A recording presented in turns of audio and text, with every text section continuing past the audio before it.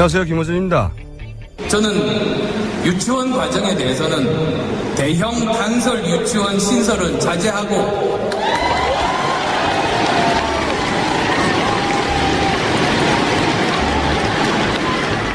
지금 현재 사립유치원에 대해서는 독립운영 보장하고 어제 하루 종일 포털 검색어 올랐던 안철수 유치원, 이 키워드의 발단이 된 한국유치원총연합회에서의 안철수 후보 발언 내용입니다.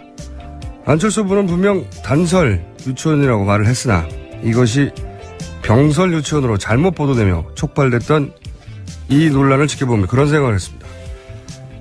대선 후보들의 공약은 대체로 사탕발림이란 사실은 다들 익히 알고 있는 거 아닌가? 해서 공약 제대로 따져보는 사람들 별반 없지 않나? 이게 통념이었죠. 그런데 안철수 유치원이라는 검색어가 그 내용을 떠나서 하루 종일 논란의 대상이 됐다는 것은 후보들의 공약이 내 일상에 미치는 영향을 실제로 구체적으로 따져보는 완전히 새로운 유권자 세대가 등장했다는 걸 의미합니다. 더 많은 후보로부터 더 많은 공약과 관련한 논란 기대합니다. 김어준 생각이었습니다.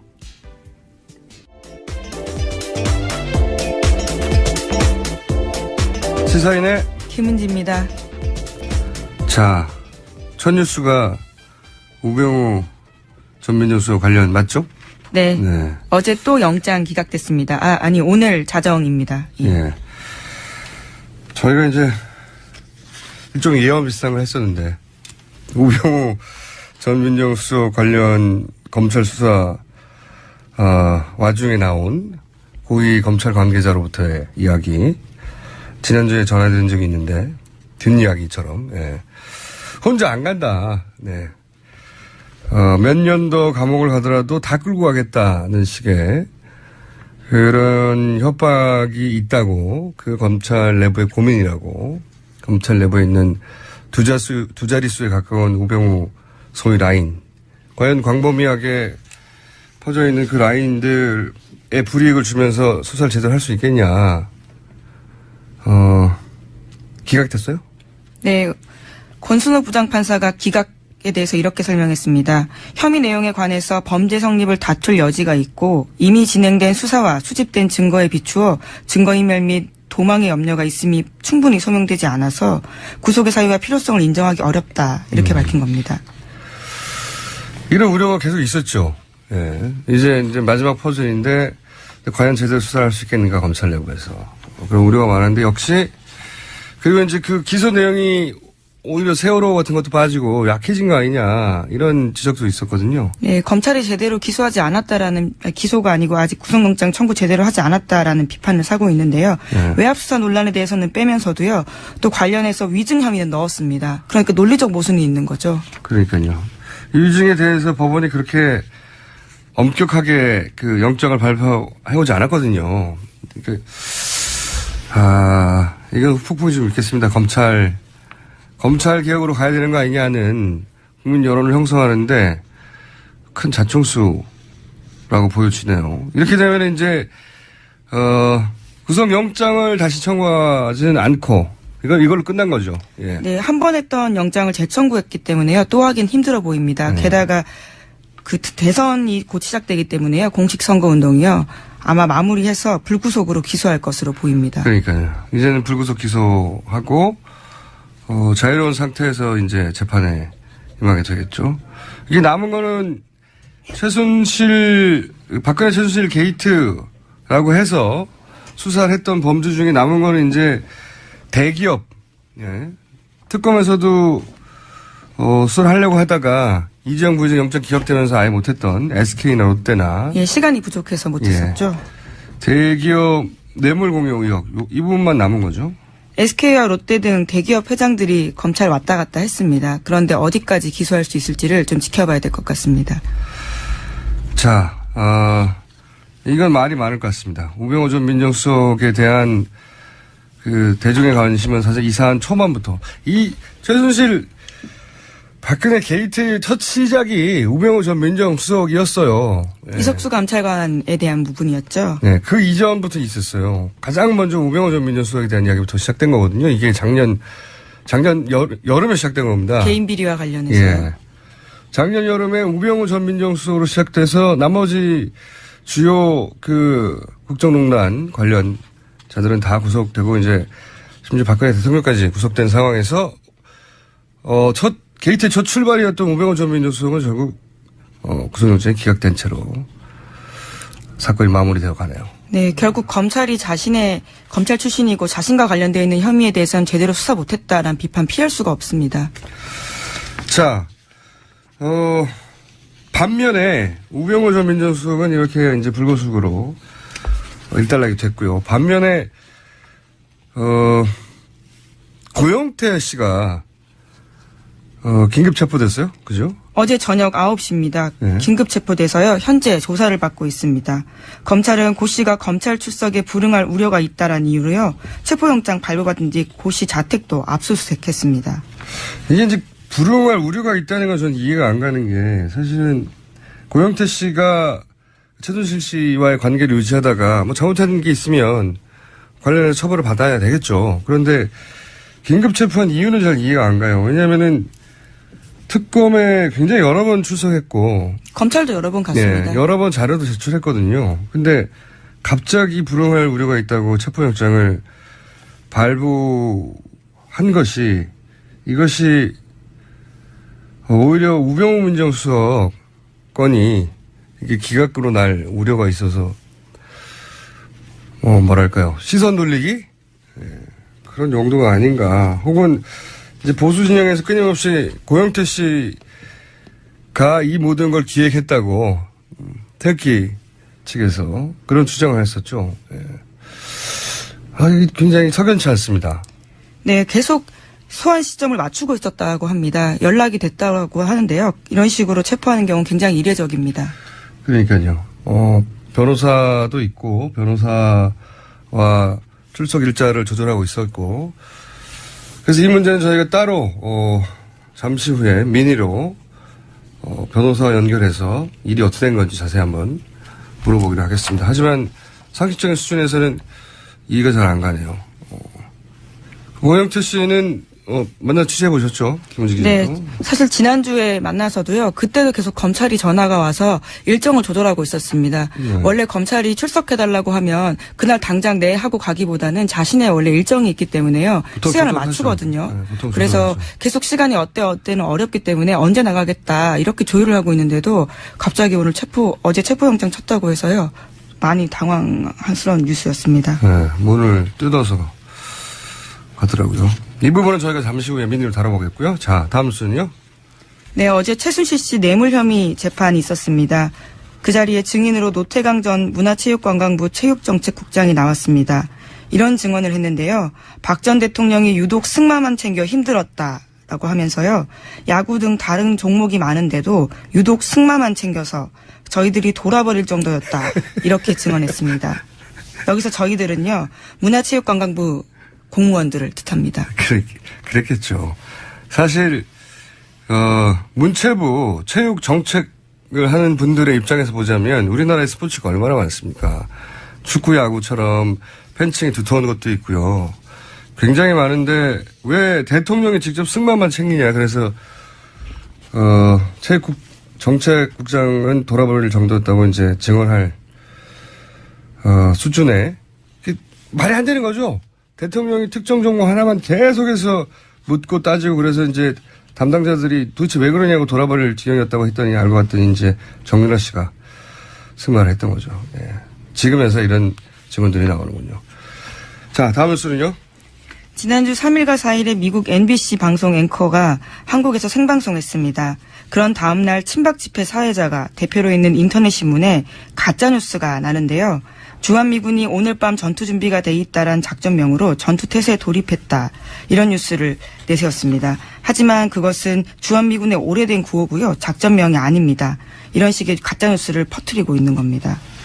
보수 집결을 원하는 거겠죠. 이런 가짜뉴스의 목적이 있으니까 가짜뉴스를 만들지 않겠습니까? 네. 지금 보수 후보들 지지율이 너무 낮고 하다 보니까 보수 집결을 유도하는 전통적인 방식 아니겠습니까? 선거 있으면은 북풍을 바라는 듯한 뉴스들이 나오고 여하간 이런 뉴스가 나왔을 뿐만 아니라 실제 미군의 그 항공모함이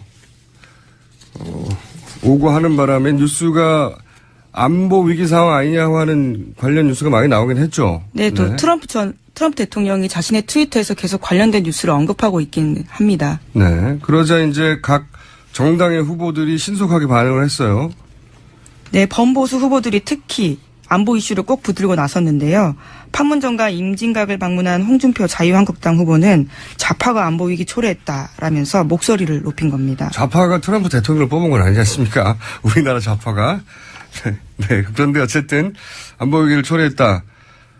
가장 먼저 판문점과 임진각을 달려갔어요. 보수 후보다운 신속한 행보였다고 봅니다, 저는. 네.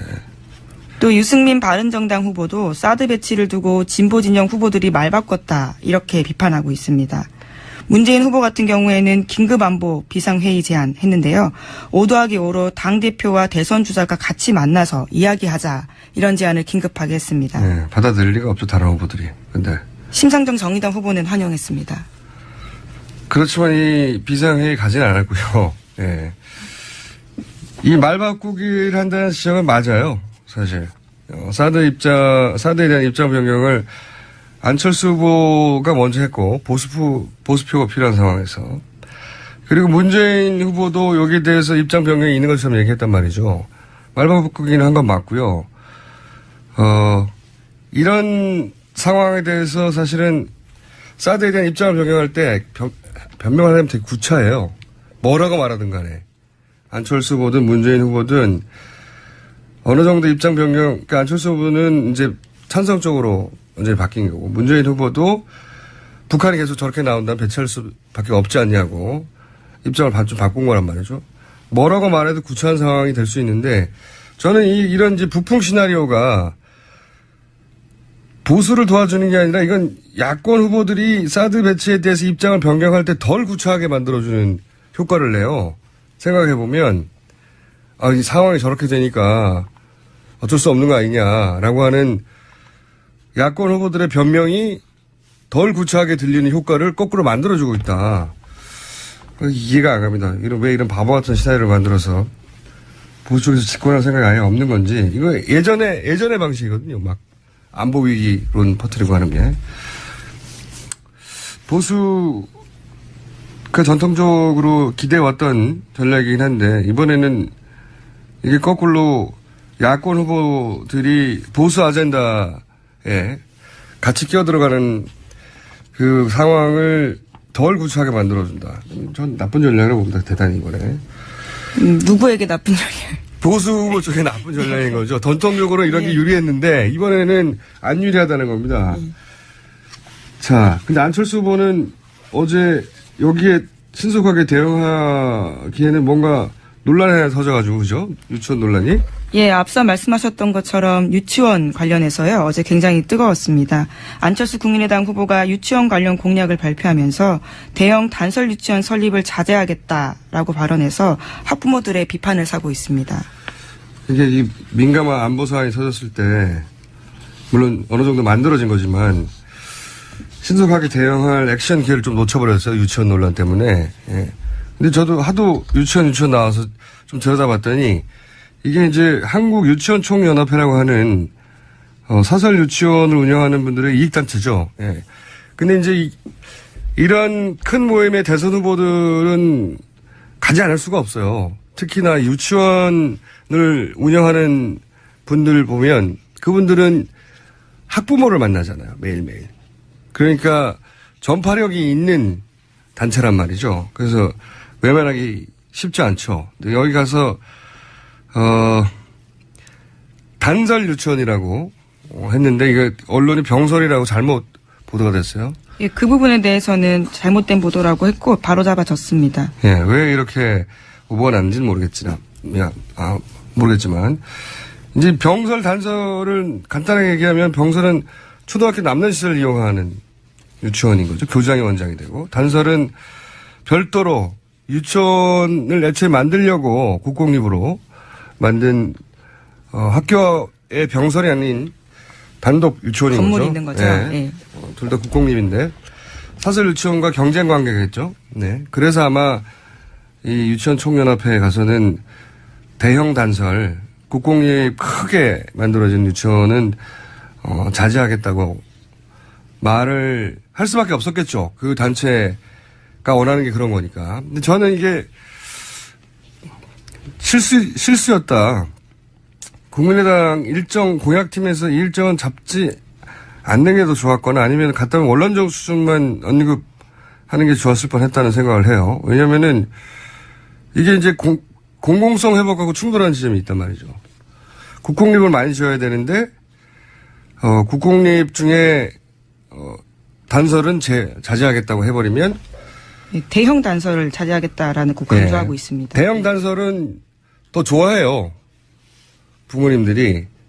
그러니까 이게 어디서 충돌하냐면 사설 유치원을 하시는 분들은 좋아할 공약인데 학부모들은 대형 단설을 더 좋아한단 말이죠. 근데 학부모가 더 많아요. 그러니까 저는 여기서 원론적인 수준의 공약만 내세웠어야 할 것 같은데 여하간 여기서 그래서 충돌이 나서 아마 이게 자세히 보지 않은 분들은 내용을 잘 모르겠지만 이 보육공약에 관심 많은 사람들은 그 내용을 잘 알고 그러니까 있습니다. 30대 수준의 워킹맘들한테는 민감한 사안이 돼서 검색어가 올랐던 겁니다. 예, 물론 안 후보 같은 경우에는요. 대형 단설 유치원은 거리가 멀어서 통하기 어려움이 생겨서 학부모 친화적이지 않다 이렇게 해명하고 있긴 합니다. 그건 결과하게 하죠. 결과. 그러면 큰 거를 가까이 지어줘야 하는 거죠. 여하간 이 공약은 그 모임에 있던 사람들한테 최적화된 공약이긴 한데 일반 학부모들에게는 별반 좋은 소식이 아니었기 때문에 논란이 됐고 그래서 제 생각에는 일정 공약팀에서 잘못한 게 아닌가 이렇게 분명하게 이해가 갈리는 사안에 대해서 지금 굉장히 주목받는 후보인데 저는 그렇게 생각이 듭니다. 자, 여기서 저희가 미니 인터뷰를 하나 준비했습니다. 지금 전화 연결되어 있나요? 네, 고영태 씨 변호인인 김용태. 자, 예, 고영태 씨 측 변호인 김용민 변호사 연결되어 있습니다. 안녕하세요. 네, 안녕하세요. 네, 우선 혐의부터 설명해 주십시오. 간단하게. 예. 언론에 많이 보도된 것처럼 인천 세관장 인사와 관련해서 금품을 수수했다라는 혐의랑 최근에 경찰에서 불기소 의견으로 송치했던 사건이 하나 있는데 사기 사건이 하나 있습니다. 예. 그 두 가지 정도의 혐의로 체포영장이 발부가 됐습니다. 그러니까 알선과 사기. 네, 특가법상 알선수재죄와 사기죄. 예. 그러면 문제가 있으면 체포할 수도 있는 거죠. 근데 이 체포에 어떤 문제가 있다고 생각하십니까? 일단 체포영장 발부 사유와 그게 해당하는지가 상당히 중요할 것 같은데요. 체포영장 발부 사유를 보면은 고영태 씨가 출석 요구에 불응할 우려가 있다라는 게 사유입니다. 출석에 불응한 게 아니고 그런 우려가 있다. 네, 맞습니다. 검찰이 그렇게 신청을 했으니까 법원이 아마 그렇게 판단을 해준 것 같은데요. 그런데 당시에 고영태 씨는 출석에 불응할 우려가 있지 않았다라고 저희가 좀 강력하게 주장할 수 있을 것 같습니다. 왜냐하면 검찰에서 전화로 출석 요구가 몇 차례 와서 저희가 이제 변호인이 담당 검사와 전화 통화를 했고 변호인 선임계 즉시 내겠다라는 얘기와 함께 변호사와 같이 조사를 받을 예정이니까 일정을 조율하자라고 전화 통화를 하고 끊었거든요. 그런데 그 다음 날인 어제 갑자기 체포영장을 통해서 체포를 한 것이죠. 이런 사정을 보면은 이게 출석에 불응할 우려가 있다라고 보기 어렵고 오히려 이제 변호사를 선임해서 우리 성실히 조사 받을 테니까 출석 날짜만 좀 조율해보자.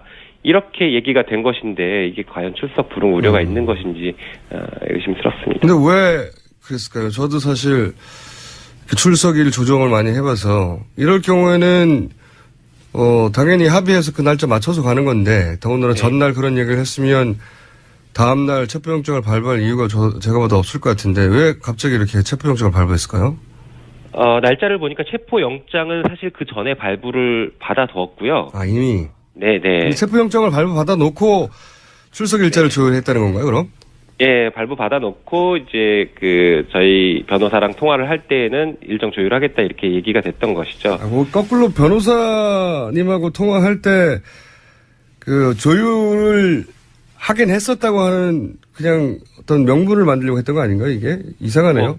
그랬을 수도 있고요. 예. 이제 저쪽에서는 고영태 씨가 연락이 잘 안 됐다라는 그런 의미로 그런 취지로 영장을 미리 사전에 발부 받아 놓은 것 같은데요. 아시겠지만 고영태 씨는 그동안에 검찰 수사에 굉장히 적극적으로 성실하게 임해왔던 사람이었고, 그날 조사 통보와 관련해서는, 전화 열심히 받다가 아마 한두 차례 못 받은 것 같아요. 예. 그랬더니 갑자기 체포영장 이렇게 발부해서 집행을 했다라는 것은 굉장히 이례적이기도 하고 너무 좀 신속하고 이상하다라는 생각이 들어요. 왜 그랬다고 보시는 겁니까? 검찰에서는 신속하게 고영태 씨 수사를 마무리하거나 아니면 신속하게 체포를 할 필요성이 있었기 때문에 그랬다라고 보여지는데요. 예. 사실은 수사 목적을 위해서 그렇게 했다라고 하면 이해를 할 수 있지만 이 사건 자체의 수사 목적상 그렇게 긴급하게 체포를 해야 되거나 긴급하게 기소를 해야 되거나 할 그런 사안 자체들이 아니더라고요. 그러면 다른 이유 때문에 이렇게 신속하게 체포를 해야 되는 게 아니었을까라는 의심을 할 수 있는 것이죠. 근데 공교롭게 어제 우병우에 대한 구속영장을 검찰에서 청구를 했고 같은 날 무리해서 고영태에 대한 체포영장을 집행을 한 걸로 봐서는 굳이 하자면은 이 균형을 맞추려고 하는 그런 의혹이 있지 않나 이렇게 생각이 듭니다. 하여튼 우병우 전 민정수석의 구속영장 청구와 관련이 있어 보인다고 이제 생각하시는 거죠. 네, 그런 의심을 하고 있는 것이죠. 예, 의심을 하고 있는 것이지 이제 물론 입증할 수는 없습니다. 근데 그런 의심이 들 만큼 이상하다고 생각하시는 거고. 네, 맞습니다. 알선 관련해서는 언론에 보도된 바가 있는데 사기는 뭡니까? 이건 처음 들어봤는데. 네, 이 사기죄가 사실 이제 고영태 씨랑 직접적인 관련이 있는 사건은 아닌 것 같은데요. 그래요? 구조는 조금 복잡한데. 경찰에서 예를 들어서 기소 의견으로 송치가 된 겁니까? 아니죠. 경찰에서 수사를 했더니 고영태 씨는 별로 상관이 없는 것 같다라고 해서 불기소 의견으로 송치를 했던 사건입니다. 경찰에서 혐의 없이 송치했어요? 예, 이미? 그렇죠. 그러니까 불기소 의견으로 송치한 사건을 가지고 이례적으로 소환 요구를 계속해가면서 체포 영장을 발부받고 집행한 게 좀 이상하다라는 거죠. 아니 경찰에서 혐의 없다고 했는데 뭘 다시 체포 영장을 굳이 또 발부해서. 그리고 이게 소환이 또 상당히 중요할 수 있는데 검찰에서 고영태 씨를 소환했을 때에는 방금 말씀드렸던 사기 혐의에 대해서 조사할 게 있으니까 나와달라라고 금요일날 전화해서 월요일날 나와라 이렇게 좀 신속하게 통보를 하고 급하게 자꾸 불러댔거든요. 그런데 고영태 씨 입장에서는 이미 불기소 의견으로 송치했고 했던 것이니까 변호사랑 상의해서 출석하겠다 이런 입장을 생각을 했던 것이고 그래서 저희가 변호사가 선임돼서 월요일에 검사님이랑 통화를 했어요. 사기 사건으로 이렇게 소환했는데 우리 일정 조율해서 같이 데리고 나가겠다. 라고 했는데 그 사기 사건을 가지고 결국에 이렇게 체포까지 이루어진 것이죠. 재밌습니다. 자세히 듣고 봤더니. 자, 그러면 앞으로 어떻게 하실 생각이십니까? 네, 일단은 체포 적부심이라는 제도가 있어서 체포의 영장 발부에 문제점이 있거나 체포 과정에서 문제가 있다라는 아니면 체포 사유가 현재 소멸했다 이런 이유 등을 들어서 체포가 지금 잘못돼 있다라는 것을 법원에 청구하는 제도가 있는데요. 체포 적부심 제도라고 해서 그 체포 적부심 제도를 신청할 예정입니다. 알겠습니다. 오늘 여기까지 듣고요. 이 사안이 어떻게 전개될지 모르겠는데 또 연결할 일 있으면 전화 드리겠습니다. 감사합니다. 네, 감사합니다. 네, 고영태 씨 측 변호인 김영민 변호사였습니다. 자, 민의를 잠깐 달았더니 더 이상한 일이네요. 네, 현재 또 고영태 씨는 모든 혐의에 대해서는 부인하고 있는 상황입니다. 무죄를 주장하고 있는 거죠. 아니 그거는 본인은 항상 무죄를 주장하니까요. 근데 경찰이 혐의 없음으로 송치를 했다는 게 중요한 거죠. 자, 여기까지 하겠습니다. 지금까지 시사인의 김은지였습니다. 감사합니다. 항상 나라를 생각합니다. 이혜훈의 나라 걱정.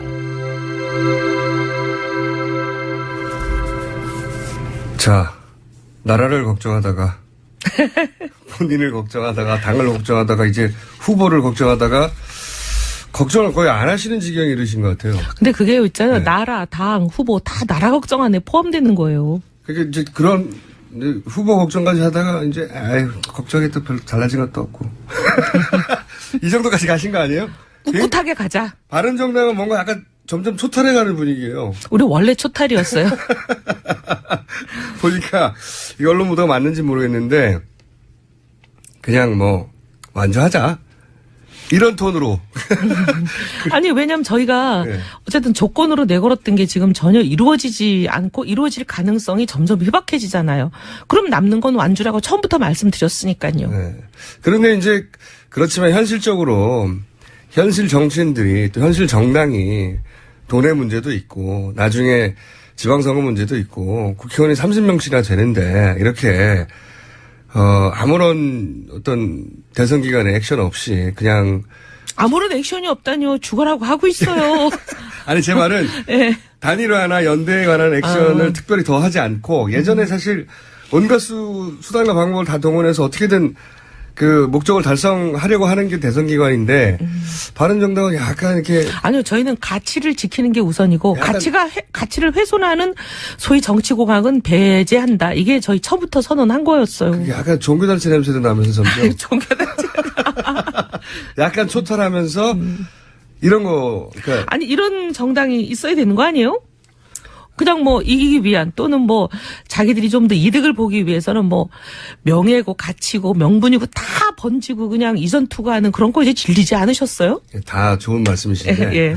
그래서 완주 그러니까 반드시 완주해야 돼 하고 똑같은 말이지만 그냥 완주하자 이거 다른 거잖아요.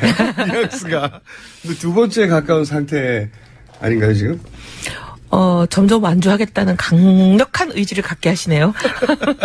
아니 유승민 후보 본인은 워낙 원칙주의자이고 고집도 세고 그리고 본인이 한번 뱉어놓은 말을 지키려고 하고 그게 이제 매력이기도 하죠 당연히 거기에 환호했던 이제 지지자들도 있고 근데 지금 이 대선 기간에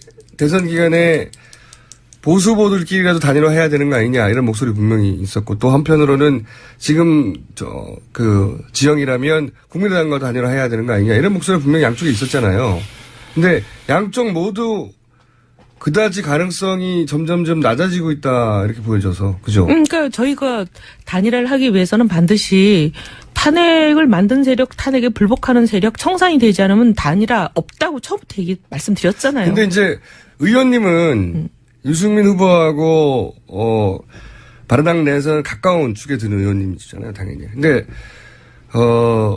다른 분들은 또 그 방송에 나와서 하는 말씀을 들어보면 한 분 알아요, K모 의원.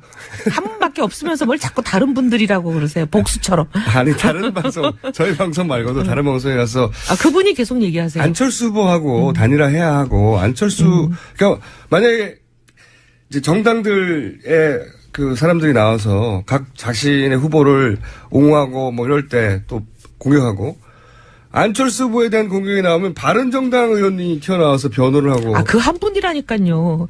근데 하여튼 그분 정체성이 많이 헷갈리는 분이긴 한데 어쨌든 저희는 지금 이제 보수정당이라고 표방하고 있잖아요. 표방하고 있는데 보수정당은 이제 한국적 관점에서는 안보에 대한 게 제일 중요한 가치인데 안철수 의원은 안보가 오락가락하기 때문에 상당히 지금 이제 믿업지 않은 편이에요. 오락가락을 하지 않고 한 번 왔죠. 반대했다가 사드를 이제 왔는데 다시 가진 않았으니까 아니 가락은 이제 아니었어요. 사드만이 아니라도 개성공단 문제 그전에 여러 가지 문제들도 이분은 정체성이 좀 알기가 어려워요. 이제 그런 상황에서 어쨌든 분명히 하라라고 얘기를 했는데 당론이 아직 처리되지 않았잖아요. 그거는 이제 조만간 그런 형식은 당론이 갖추겠죠. 처리되면 그때 보죠.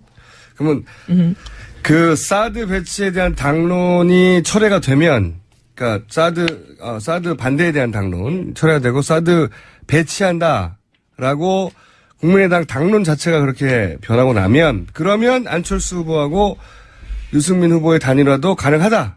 검토되는 거죠. 왜냐하면 근데 이제 단일화라는 게 이게 이제 결혼처럼 양쪽이 다 마음이 맞아야 되는 건데 한쪽만 마음이 있다고 결혼이 성사되는 건 아니잖아요. 얼마 안 남았잖아요, 이제. 어떻게 해요? 아니 우리가 어떡할 건 없지. 아쉬운 쪽이 오게 돼 있죠. 아쉬운 쪽이 오게 돼 있다. 우리가 지지율은 낮지만 아쉬움은 니네가 와라 이거네요. 아쉬울거려? 그러면 홍준표 후보, 그러니까 안철수 후보 쪽은 가능성이 생기는 겁니다. 그죠? 네. 뭐 그런 전제하에.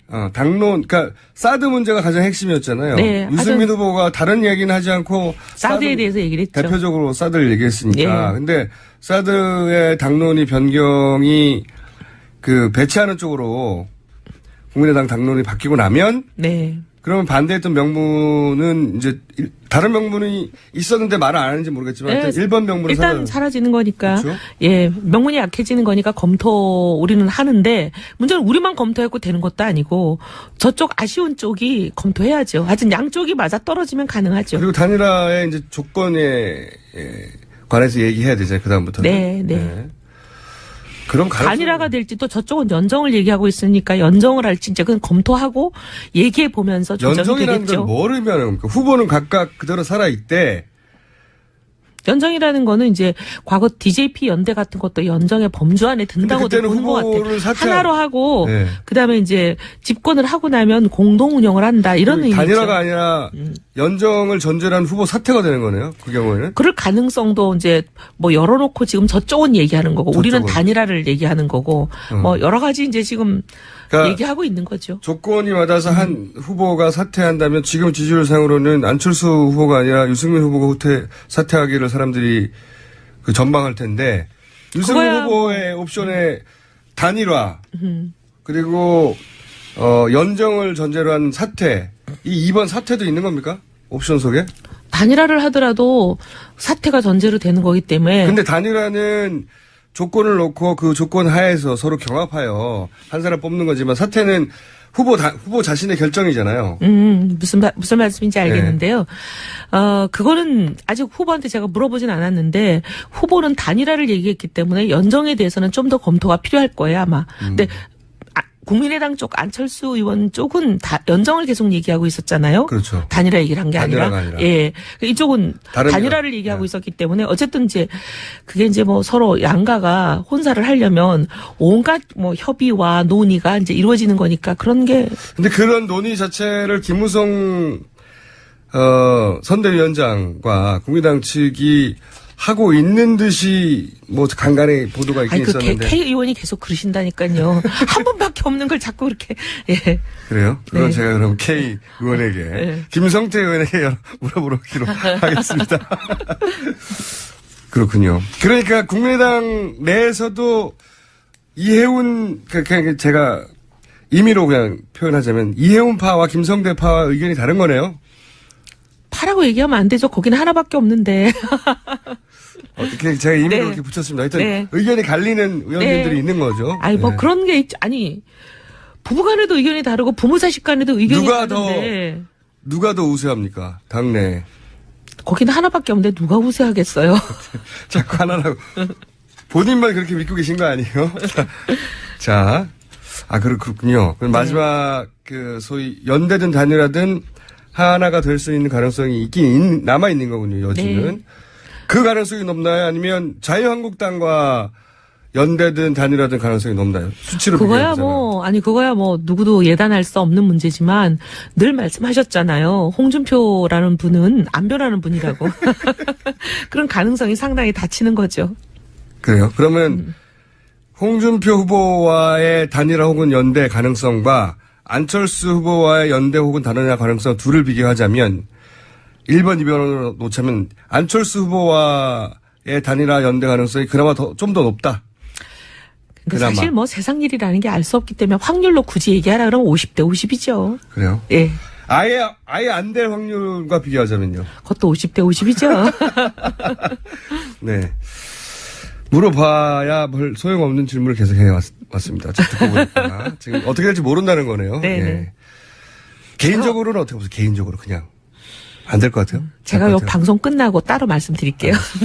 따로 듣고 제가 3부에서 폭로하겠습니다. 자, 지난 시간에 그 휴대폰 꺼주시고요.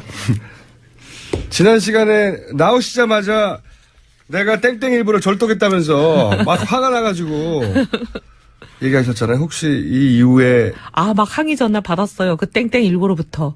직접? 네. 여기서 땡땡일보는 조선일보죠. 뭐 얘기하기는 어려운데. 다 얘기했는데요.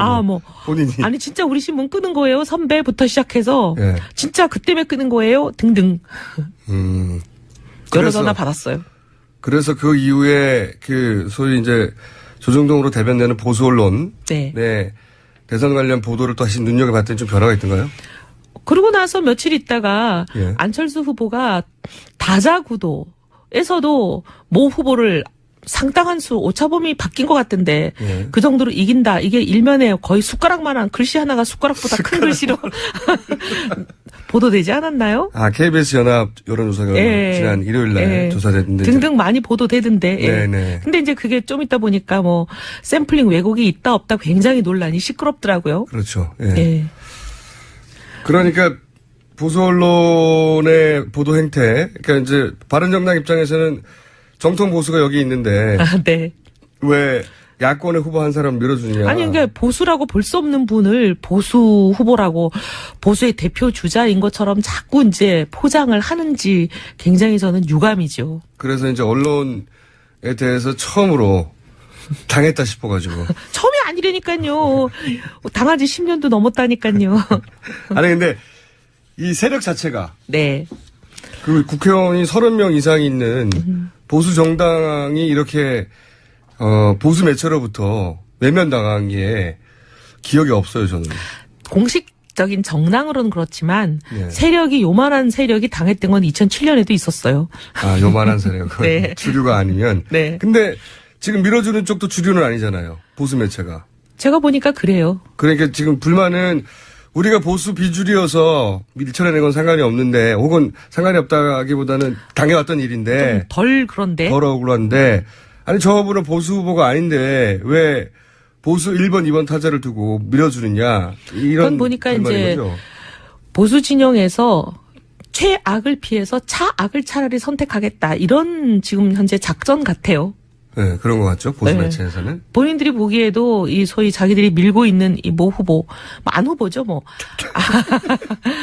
안 후보가 보수라고 생각하기는 쉽지 않을 거예요. 전통 왜냐면 보수 후보 아니죠, 당연히. 아니죠. 예. 우리나라에서는 경제 문제로 보수 진보를 가르기보다는 대북 문제로 보수 진보를 가르죠. 근데 그 기준에 얘는 명백히 보수 후보가 아니죠, 안철수 씨가. 근데 이 안철수 씨를 보수 후보인 것처럼 자꾸 이제 이렇게 사람들한테 소위 홀리기 전술을 하는 거 아니에요? 그게 이제 보수 1, 2번 후보가 약하다고 생각해서 그러는 거 아니겠습니까? 그런 거죠. 실제 여론 이제 보수 1, 2번 후보가 약하게 된 거는 이제 우리 모 대통령님 때문이죠. 네. 그렇게 따지면은 남 탓할 게 없는 거죠, 지금. 네. 저런 거는요. 최근에 이제 방금 뭐 언급하셨기에 여론조사에 대해서 샘플링에 이제 문제가 있다. 이건 선관위 이제 조사에 들어갔는데 샘플링에 문제가 있다고 하는 그 지적에 대해서 그런 보도를 보면서는 무슨 생각을 합니까? 바른정당에서는. 또 비슷한 생각인가요? 아니 어떤 분이 글을 올려가지고 전문가에 해당하는 모 교수님이 이제 글을 올려서 시작된 샘플링의 그 1인자입니다. 그분이. 뭐 그렇다고 하는데 네. 제가 그분 뭐 그 분야는 모르니까 1인자라고 치고 네. 어쨌든 뭐 전문가인 건 맞는 것 같아요. 네. 그 분야에 아이오와 대학에서 교수님을 하고 네네. 계시니까. 근데 그분이 올린 글을 보고 뭐 제가 좀 창피하지만 저도 사실 박사학위 논문을 통계로 했거든요. 아, 그러세요? 네. 처음 알았습니다. 통계, 그게. 네, 그런 사람으로 보기에 그럼 아시겠네요. 예, 그 상당히 표집의 문제나 이런 것들이 그분이 주장하는 부분이 상당히 설득력이 있어요. 일리가 있어요.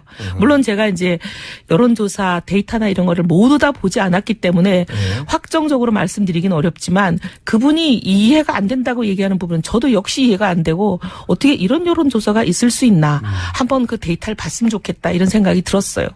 그렇군요. 근데 이제 제가 궁금한 것은 그냥 전문 영역에서 여론조사라고 하는 혹은 표본 추출, 데이터 샘플링이라고 하는 전문 영역에서 이게 그 기법에 문제가 있는 거 아니냐 이거 말고 이 기법으로 인한 이렇게 해서 나온 수치로 인한 효과가 있잖아요. 효과. 여론조사가 여론을 조성하죠. 네. 그래서 여론 조작들을 하시는 거고.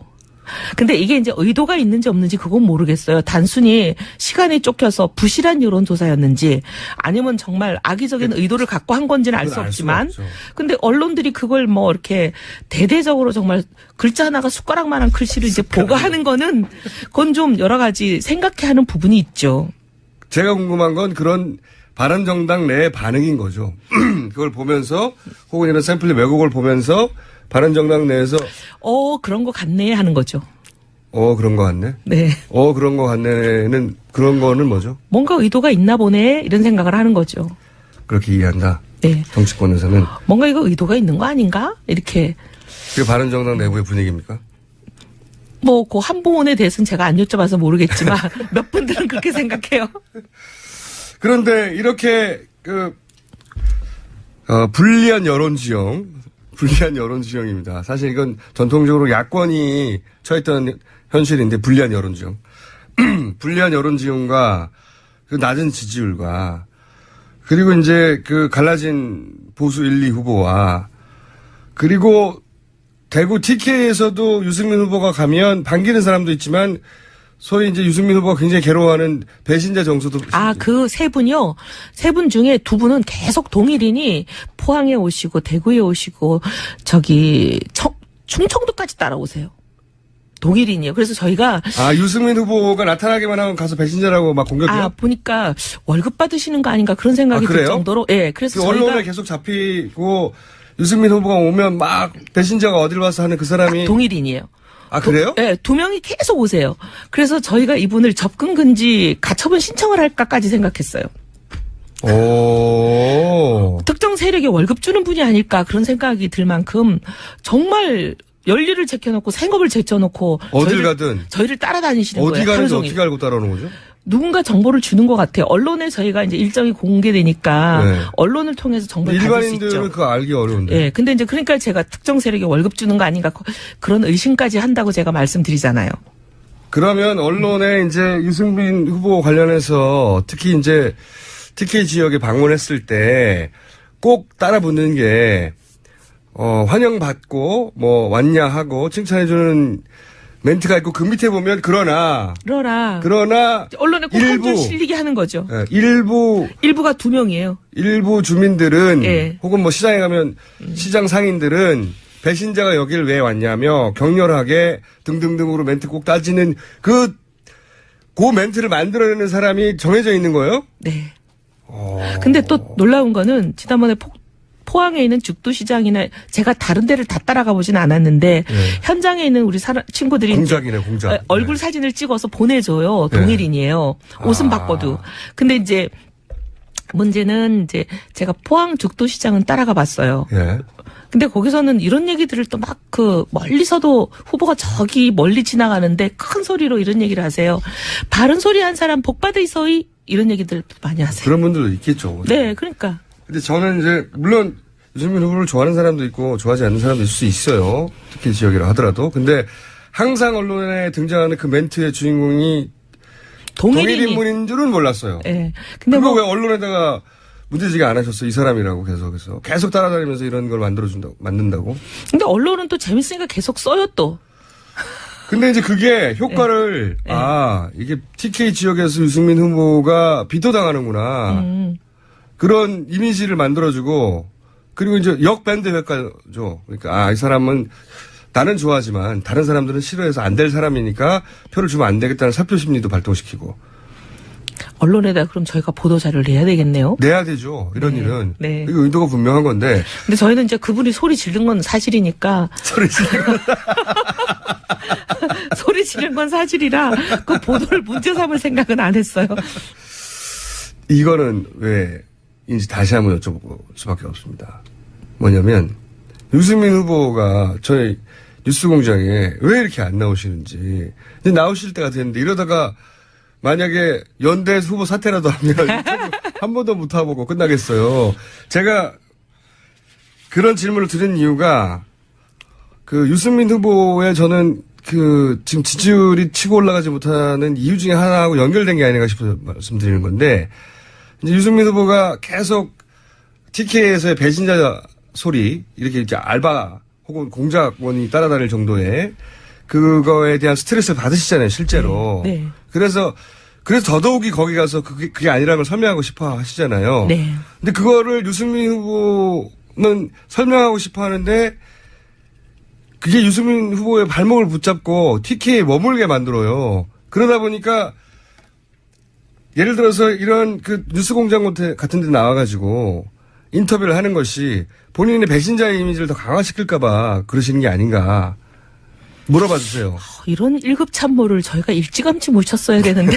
근데 유승민 후보는 사실 수도권에서 먹힐 수 있거든요. 빨리 TK로 벗어나서 수도권에 어필했었으면 훨씬 더 지지율이 올라갔을 텐데 계속 TK에서의 배신자 정서 극복하느라고 거기서 머물러 있어서 알고 보면 또 그것도 딱 정해진 사람 몇 사람인데. 그러니까요. 지역 후보에 묶인 느낌이에요. 얼른 뉴스공장에 나오셔야 돼요.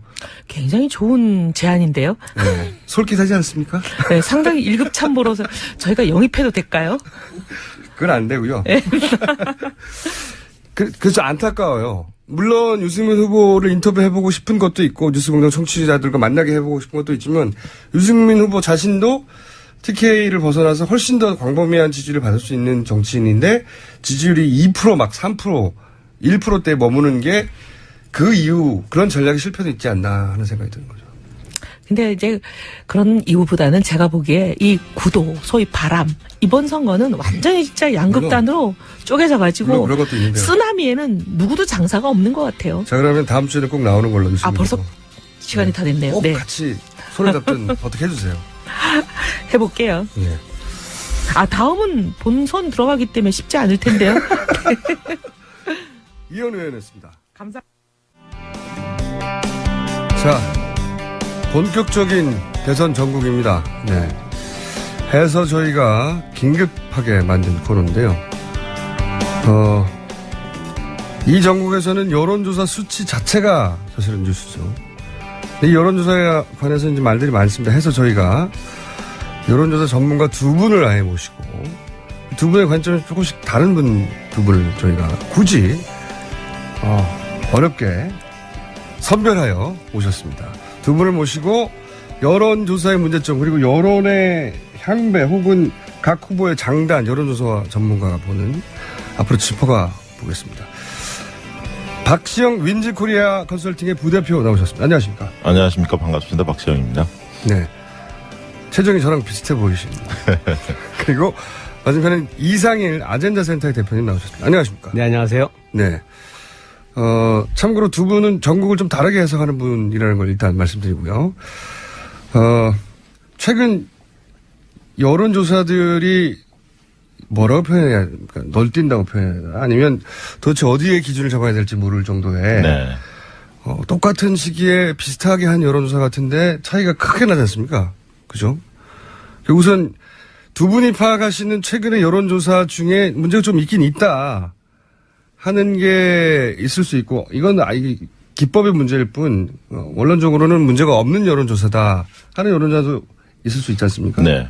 구분해서 여론조사가 요런 여론조사는 좀 문제가 있었다 하는 것부터 좀 짚어주시면요. 네, 일단 박시영 네. 부대표님, 예, 부터.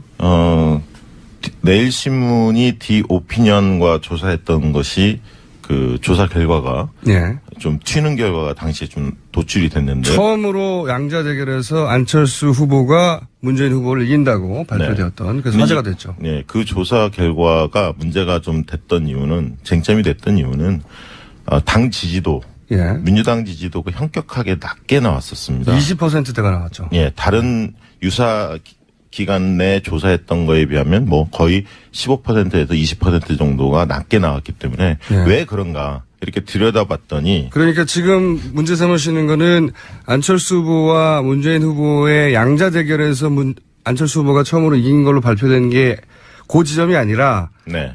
정당 지지도 부분을 보고 이제 지금 문제. 그렇죠. 왜냐하면 예. 양자 대결 그렇게 될 수도 있는데 문제는 이 표본 자체가 틀어져 있느냐. 그래서 정당 지지도도 낮고 문재인 후보 지지도도 낮고 그래서 결국 양자 대결에서 안철수 후보가 이긴 것 아닌가. 이렇게 이제 의심을 할 수가 있는 건데요. 네. 표본 자체가 좀 틀어져 있다. 저는 그렇게 봤습니다. 어떤 왜냐하면 의미에서? 예. 지금은 거의 사용하지 않는 용도 폐기가 돼 있는 KT 등재 번호로 유선 전화를 40%를 했는데 예. 거기 그 KT 등재 DB는 지금 거의 사용하지 않고 있습니다. 왜 사용하지 않겠어요? 왜냐하면 비등재 가구가 등재하지 않는 가구가 50% 이상이거든요. 예. 그러니까 전화번호부에 자기의 이름이 밝혀지기를, 그러니까 등록되지를 않기를 바라는 유권자가 많거든요. 그러니까 KT 등재라는 건 한마디로 말해서 전화번호부에 올라간 이름. 그렇죠. 예. 근데 올라가지 않는 사람들이 50% 넘기 때문에 표본이 정확한 모집단을 대표할 수가 없는 거거든요. 과거에는 이게 유의미했는데. 예, 2010년까지는 주로 사용했다가 2010년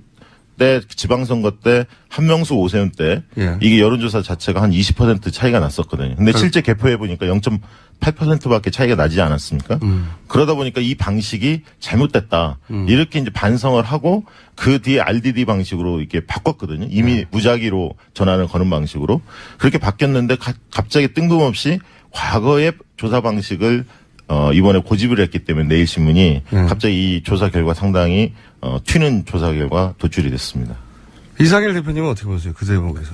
지금 이제 여론조사를 보면 이제 각 조사마다 뭐 예. 기본적으로 조사라는 것은 이제 표본을 추출해서 보기 그렇죠. 때문에 오차가 있고 그 오차의 범위 안에서 움직일 수 있는 여지는 예. 충분히 있습니다. 그러나 지금 이제 표준화되지 않은 문제가 뭐냐면은 이 유선과 무선을 얼마나 섞어서 조사를 하는 것이 네. 가장 정확한가에 대한 문제. 또 그거는 하나는 뭐 기관들마다 조금씩 다른가 예, 보더라고요. 그게 이제 아직까지는 어느 정도가 좀 더 합리적이다라는 것이 결론이 명확하게 나지 않은 부분이 있고요. 예. 또 하나는 이제 이 질문의 방식의 문제. 예를 들어서 뭐 양자구도를 물을 때 예. 그냥 뭐 문재인과 안철수만 나온다면 이렇게 묻는 것하고 뭐 안철수가 한 명이 되려면은 단일화를 해야 홍준표, 되니까. 뭐 유승민 등과 단일화해서 안철수로 이렇게 설명을 해주는 것도 또 다른 맥락이 있을 수 있습니다. 그렇죠. 이런 어떤 질문 방식의 문제 그리고 뭐 이런 어떤 이 조사 방식의 문제들이 정확하게 통일되지 않으면서 거기에서 나오는 편차도 분명히 있다고 그게 보여지는데요. 근본적인 문제고. 예. 그죠? 근데 지금 방금 박 대표, 부대표님이 말씀하신 KT 등재 번호를 사용한 거는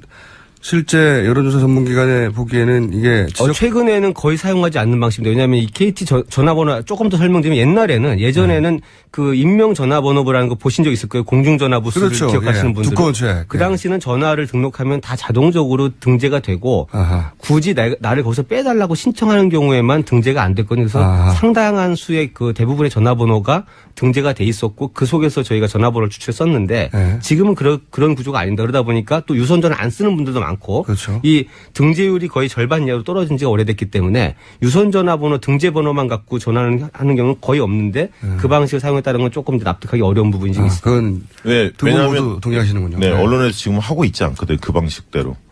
다 RDD로 바뀌었기 때문에. 예. 자, 그러면은 디오편위원회 여론조사 방식에서 KT 등재번호를 사용했다는 것에 대해서는 두 분 공이 왜 안 사용하는 방식을 사용했냐. 더 이상 정확도가 떨어져서. 왜냐하면 그렇게 하면 보수 편향적으로 나온다는 것을 조사업계 일하는 사람들은 다 알고 있거든요. 그 부분에 대해서 한 가지는 뭐 우리가 이제 알 수 없는 부분이 뭐냐면 이게 의도적인 거냐 아니면 비의도적인 에러냐 이 부분은 이제 확증할 수는 없죠. 그러니까 그렇죠. 알고 경험이 많은 사람인데도 불구하고 알고 그렇게 한 것인지 오히려 경험이 부족했기 때문에 이게 왜냐하면 RDD라는 것이 이제 국번 앞자리 뒷자리를 다 무작위로 생성시켜 전화번호를 만들어서 데이터베이스를 만든 다음에 랜덤으로 한다는 거죠. 하는 건데 이 방식이 이제 상당히 번거롭고 뭐 어떻게 보면 여러 가지 절차를 거쳐야 되는 부분이 있으니까 그냥 손쉽게 뭐 모르는 상태에서 그렇게 해서 된 건지 근데 이건 알 수가 없습니다. 모를 수가 있나요? KT 등재를 사용하면 보수 뭐 편향이 나온다는 여론조사의 건? 어떤 경험이나 이런 그거에 개인에 따라서는 그런 것을 충분히 좀 이렇게 숙지하지 못했을 근데 가능성도 뭐 있을 수 있습니다. 이 조사의 또 문제는 뭐냐면 비적격 사례가 굉장히 적게 나왔습니다. KT 등재 DB로 했을 경우에. 비적격이라는 건 이제 전화를 걸었는데 팩스라든가 결번이라든가 네, 뭐. 그런 겁니다. 그런데 굉장히 적게 나왔던 걸 보면 이것을 KT 등재 DB 내에서도 과거에 조사에 응답했던 사람들 그런 어떤 회사마다 풀을 가지고 있는 경우들이 있거든요. 아하. 그 안에서 조사한 게 아닌가 하는 의구심이 든다는 거죠. 이 대목은요? 글쎄 그 부분에 대해서 저도 이제 뭐냐 하면은 조사기관들 입장에서는 뭐 이렇게 전화를 걸었는데 다 뭐 안 걸리고 이런 번호가 너무 많다 보면 시간과 비용이 많이 들어가니까 네, 그걸 좀 걸러낸다. 절약하기 줄이기 위해서 어쨌든 이제 허수가 없는 번호들 추출하려는 노력을 많이 합니다. 그래서 그렇겠죠. 일종의 이제 가상 데이터베이스를 좀 더 만들어 놓고 그 안에 추출하는 경우가 많이 있는데요. 이게 이제 어느 정도는 소위 말해 커버리지라고 하죠. 전화번호를 우리가 이게 1번부터 9,999번이 있으면 그 안에서 뽑아낼 수 있는 틀을 최대한 확보한 상태에서 해야 되는데 이렇게 정확하게 전달될 수 있는 번호라고 알고 있는 그 좁은 풀 안에서 전화번호를 뽑을 때는 이 번호들이 전체 번호를 대표할 수 있는 거냐. 대표성의 문제가 일그러질 수 있습니다. 이 부분을 이제 알고 있냐 모르겠냐 여전히 모르는 문제지만. 여전히 이제 의도는 모르겠지만 이 기법에 문제가 있긴 있다 이렇게 말씀하시죠. 그렇게 좀 보여지죠. 그러면 그 이어서 나왔던 이제 KBS 연합뉴스 코리아 리서치 여기서 이제 샘플링에 문제가 있다. 그러니까 국번 네 자릿수 국번을 8,000개 정도 사용했다가 이번 조사에서는 60개만 사용했고 이런 문제 제가 한번 다뤘거든요. 한번 다뤘는데 여기도 역시 샘플링에 문제가 있다고 이제 보시는 거겠죠, 두 분 다? 예, 뭐 이게 전혀 사용하지 않는 방식은 아닙니다. 이제 예를 들어서 뭐 국번에 어떤 국번은 걸어봤자 다 없는 번호더라 이런 경우 이제 제거할 수 있는 건 뭐 상식인데요. 이거를 그렇게 아주 현저하게 줄여가지고 좁은 풀 안에서 뽑아도 나머지 국번에 있는 번호를 다 커버할 수 있다 이렇게 보는 건 좀 어려울 수 있거든요. 그래서 대표성이 없어진다. 그러면 예, 이 부분은 좀 납득이 안 되는 게 그 KBS 연합뉴스하고 조사한 코리아 리서치라는 기관은 이제 언론사 중앙 언론사도 오랜 시간 조사를 했고 많은 경험이 있는 회사인데 이게 이제 그 직전에 했던 조사와 이번에 발표한 조사 사이 방법의 차이가 심각하게 나타나면서 이 조사에 어떤 문제가 있는 게 아니라는 논란을 빚고 있습니다. 그래서 왜 이렇게까지 그 전화번호의 풀을 좁혀서 했는지 알겠습니다. 이 부분은 좀 조사가 뭐 아마 선관위가 지금 그거를 들여다보고 있는 걸로 알고 있습니다. 그렇죠. 이게 이제 추이 조사를 하려면 계속 매월 했기 때문에 비슷한 방식으로 해야 하는데 갑자기 좀 바꾼 거 이게 좀 이례적이다 이렇게 볼 수 있는 대목인 것 같습니다. 알겠습니다. 이 여론조사 문제는 여러 번 지적됐었는데 두 분이 이제 나오셨기 때문에 간단하게 짚어봤고요. 자, 지금 그 안철수 후보, 문재인 후보 두 양 후보에게 관심이 대단히 집중돼 있고 그러면서 안철수 후보가 단기간에 그 지지율이 급상승하다 보니까 더더욱 그런 것 같기도 한데 안철수 후보에 대한 안철수 후보 입장에서는 당연히 네거티브 공세라고 하겠죠. 여러 가지 키워드들이 검색어가 매일 오르고 있어요. 하루에도. 이것이 소위 이런 네거티브를 일단 하죠. 네. 뭐 반대쪽에는 검증이라고 하겠지만 이런 공세가 지지율에 영향을 미칠까요? 어떻게 보십니까? 저는 일부 영향을 미칠 거라고 봅니다. 왜냐하면 안철수 후보의 경우에는 그동안은 10%의 지지율을 유지하고 있었기 때문에 갑자기 뛴 거 아닙니까? 갑자기 뛰었기 때문에 사실 검증을 혹독하게 받은 바는 없거든요. 그래서 이제부터 시작인 것 같고요. 그래서 이제 문재인 후보에게 집중됐던 검증 공세가 안철수 후보로 옮겨가는 현상이 좀 보여지고 있는데요. 가랑비에 옷 젖는다는 말이 있습니다. 그래서 실질적으로 이제 네거티브 중에서 의혹이 아닌 경우도 있지만 의혹이 사실로 밝혀지는 경우도 있거든요. 그래서 다소 타격이 있을 거다 이렇게 좀 보여지고 있습니다. 타격이 있길 바라시는 건 아닙니까? 너무 급격하게 지금 이제 지지율이 상승했잖아요. 며칠 사이에, 뭐 한 일주일 사이에 그 급상승을 했는데, 뭐 안철수 후보나 국민의당 입장에서는 본인들이 그동안 준비해온 것이 드디어 드러난 거다. 이렇게 뭐 평가를 하고 싶겠지만 사실 가만히 들여다보면은 이 지지율의 실체는 안철수의 힘이라기보다는 이제 문재인이 아닌 대안을 바라는 비문정서의 강력함, 어떤 그 사이즈를 보여주는 힘이라고 보여지는데요. 네. 지금 저도 말씀하신 것처럼 보통 네거티브나 여러 가지 그런 공방들이 되게 지지층이 이제 확고하게 갈라진 상태에서는 자기가 좋아하는 후보의 말은 믿고 상대 후보의 나쁜 점만 보기 때문에 별로 이렇게 큰 영향을 안 주는데 안철수의 지지층은 지금 급격하게 모여든 이게 뭔가 예를 들어 뭐 그 이 집이라고 치면 아직 부실한 명확하게 콘크리트 다 마르지 않은 집이란 말이에요. 그런 상태에서는 이게 모르는 이슈들, 그러니까 안철수의 입으로 우리가 검증을 듣기 원하는 이슈들을 제기했을 때 어떤 대답을 내놓느냐 이런 것들에 따라서 아직은 이 유동성이 상당히 큰 그런 지지층이 아닌가 저도 그렇게 봅니다. 그렇군요. 두 분 모두 그렇게 보시는 거군요. 그러니까 오랫동안 굳혀져 왔던 지지층이면 모르겠는데 안철수 후보 같은 경우에는 단기간에 급상승을 했기 때문에 꼭 급상승한 부분만큼의 지지층은 아직도 견고하지는 않다. 네, 그렇습니다. 그러니까 안철수 지지층 분석해 보면 호감층이 상당히 높습니다. 그러니까 비호감층은 굉장히 적지만 좋아하는 사람들의 깊이가 강하지가 않습니다. 그러니까 층은 넓은데 깊이가 좀 얕다. 그렇죠. 그러니까 문재인 후보가 그게 반대입니다. 문재인 후보는 호감층은 안 후보만큼 넓진 않아 이 지지 강도, 충성도는 굉장히 깊거든요. 때문에 이게 이제 바람이 불면 어떤 그 만약에 검증 공방 속에서 이게 문제가 야기되면 많이 출렁거릴 수 있는 그런 구조를 가지고 있습니다. 바람이 불어서 안철수 후보가 확 올라갈 수 있고 네. 올라왔고 실제로. 그런데 지금 말씀하신 데는 그렇게 비호감도가 낮고 그 소위 말해서 안철수 후보 진영에서는 이게 확장성이라고 표현해왔죠. 확장성이 높다는 게 이번 입증이 된 것이다. 이렇게 말하는데 깊이가 아직 얕다. 그렇죠. 그러니까 개인적으로 안철수 후보에 대해 싫어하는 사람은 많지는 않지만 대통령감이다. 이 부분에 대한 확신은 아직까지 강하게 형성돼 있다 볼 수는 없거든요. 근데 그 부분을 해결하면 자기 지지율을 가져가는 거 아닙니까? 그렇죠. 근데 그건 또 다른 각도에서 볼 수 있는데요. 하나는 뭐냐면 지금 말씀하신 저도 문재인 후보의 지지층은 이게 정말 여러 가지 시련을 다 겪고도 남아있는 굉장히 강력한 지지층이 다수가 있다고 생각합니다. 그래서 이게 흔들리지 않는 가능성이 많은데 반면 다른 각도에서 보면 안철수의 지지층이라는 건 결국은 문재인을 싫어하는 적어도 아니면 비문 정서 소위. 근데 이게 굉장히 강력하고 생각보다 굉장히 폭이 넓다라는 것이 이번에 입증이 된 거거든요. 그러면 이 사람들 입장에서는 안철수라는 후보한테서 도저히 저 사람 대통령을 인정할 수 없다라는 정도의 결함을 발견하지 않는 한 문재인을 필요하는 정서가 너무 강할 때는 결국은 대안으로 안철수한테 계속 묶일 수밖에 없는 게 아니냐. 그렇게 본다면 이거는 안철수의 힘의 문제가 아니라 문재인이 이 문제를 어떻게 깨느냐의 문제일 수도 있다라는 거죠. 그런데 지금의 지지도는 점점 재밌어지고 있습니다. 호감도의 반영일 뿐이고 이게 이제 시간이 후보 등록일이 다가오면 어떻게 되냐면 인물 대결에서 인물과 세력 대결로 바뀝니다. 그러니까 정당까지 따져보고요. 대통령감인가 아닌가. 그러니까 사람은 좋은데 이게 대통령 자질이 대통령으로서 준비된 게 충분한가 아닌가 이런 것들은 이제 꼼꼼히 따져보기 시작합니다. 그래서 단순 호감도하고 그런 어떤 확고한 지지로 바뀌는 그 과정에 지금 저는 있다고 보여지는 거죠. 안철수 후보가. 때문에 대통령으로서 그리고 국민의당이 수권 정당으로서의 얼마나 모습을 보여주느냐. 그게 약하면 40석이기 때문에 가뜩이나 국정 불안, 국정 혼란 이런 어떤 프레임에 걸릴 가능성도 있다고 보여집니다. 그렇죠. 그럼 과거에 보면, 근데 저는 이제 계속 다른 각도로 본 게 뭐냐면, 과거에 보면 이 보수가 굉장히 강력한 힘을 가졌을 때 보면, 그렇죠. 한나라 대 반한나라, 새누리 대 반새누리로 선거구도가 짜여집니다. 결국은 새누리를 지지할 거냐 아니냐, 보수를 지지할 그렇죠. 과거에는 그랬습니다. 지금 그 현상이 반대로 와서 지금 문재인이냐 아니냐의 문제로 가 있다는 거죠. 저는 사실 지금 제2차 한풍의 본질은 비문풍이거든요.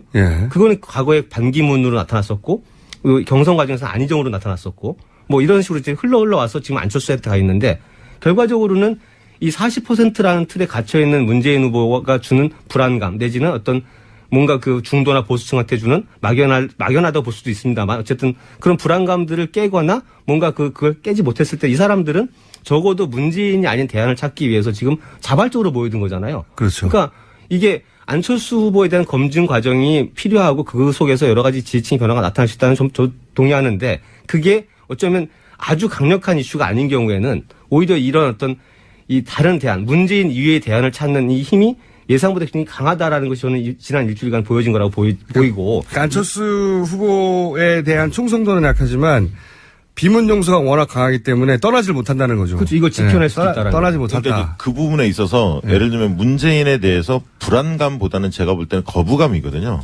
안보관을 중심으로 한 보수층의 거부감이 센 거지.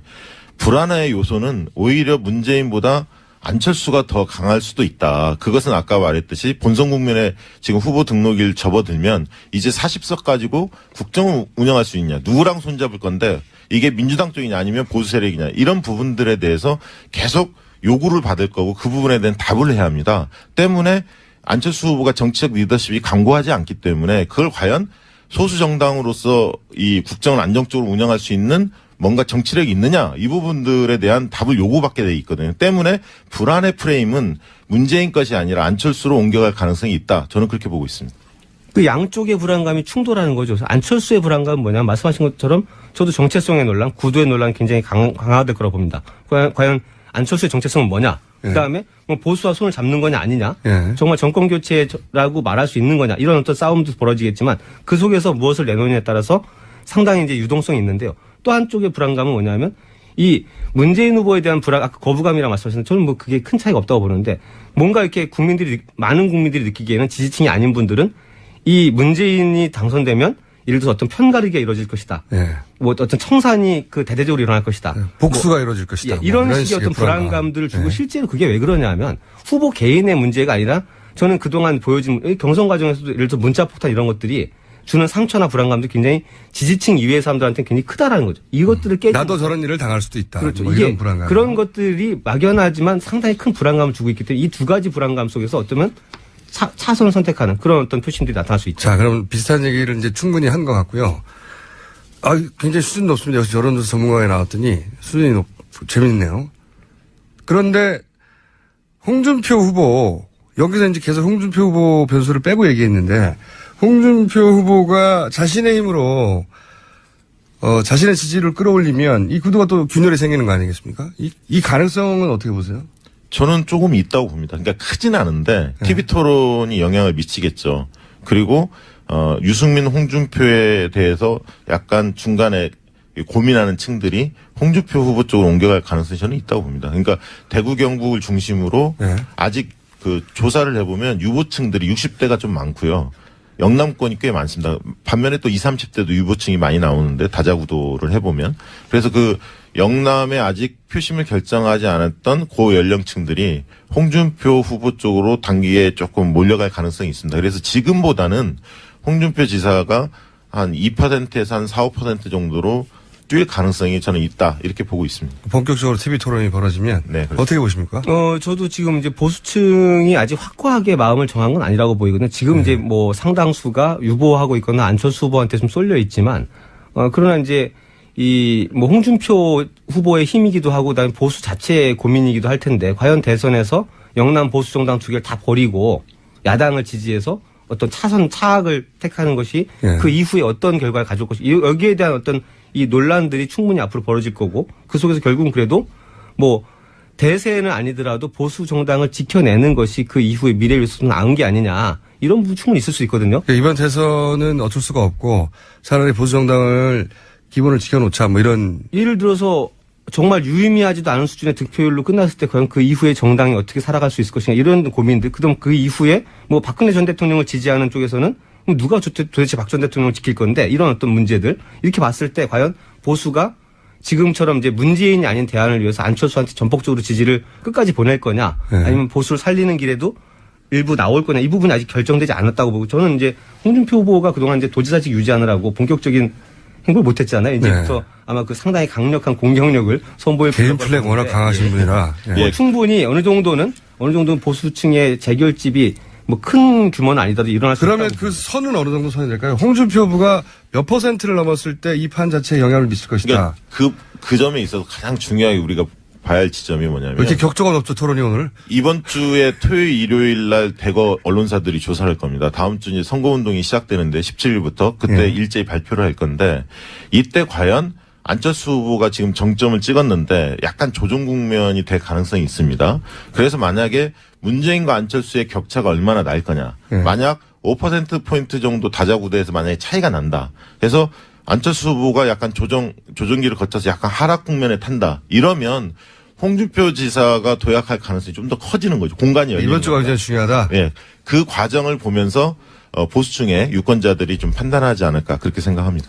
저도 예를 들어서 보수 홍준표 후보가 10% 내지는 15% 이 두 가지 선을 언제 어떻게 넘느냐에 따라서 나머지 구도가 자연스럽게 결정될 수 있는데요.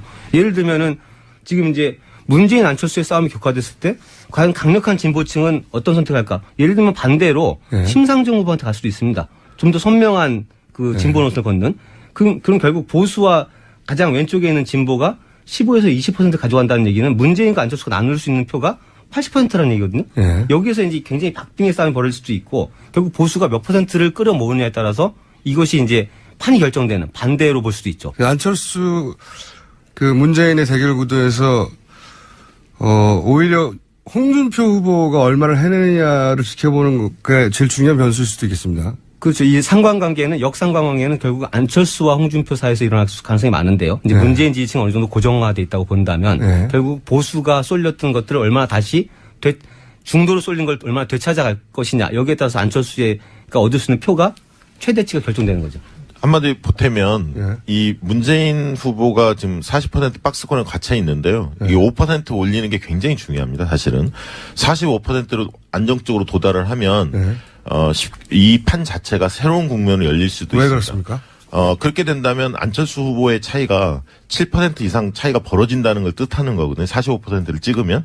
그러면 이제 아까 했던 안철수 될 사람 찍어주자라고 생각했던 보수층들이 일부가 아까 그 유상일 대표 얘기한 대로 보수정당을 좀 키워야 하는 거 아니냐. 대세가 넘어갔다. 네. 그렇게 볼 수가 있는 거죠. 그래서 그러면 5%는 어디서 이 획득을 할 거냐. 네. 이 부분은 안희정 지지층, 이재명 지지층 중에서 일부 안철수로 가 있는 한 2, 3%. 그리고 아직 마음을 정하지 못하고 판단 유보층으로 남아있는 또 3에서 5%. 이들을 어떻게 문재인 후보가 공략하느냐에 따라서 많이 판이 달라질 수도 있다. 저는 그렇게 봅니다. 문재인 후보 사이드에서 고민은 그러다면 안철수 후보 사이드에서 그러면 지금 이번 주에 집중적으로 공략해야 되는 건 뭡니까? 저는 결국은 이제 통합이라는 가치, 통합이나 연대라는 큰 틀의 가치를 계속 내세우고 새 정치를 내세워왔는데 그 깃발 아래 지금 많은 사람들이 이질적인 사람이 모여들었거든요. 네. 이 부분을 적어도 어떻게 하면 이제 어떤 명분으로 계속 끌어안을 수 있는지를 네. 그 부분을 충성도를 강화시켜야 된다. 그렇죠. 한마디로. 예. 네. 그러니까 일단 처음에는 빌려왔던 지지율을 하더라도 잠깐 가봤더니 이 사람이 좋다. 괜찮고 대통령 자격이 있다고 하는 인상을 계속 주는.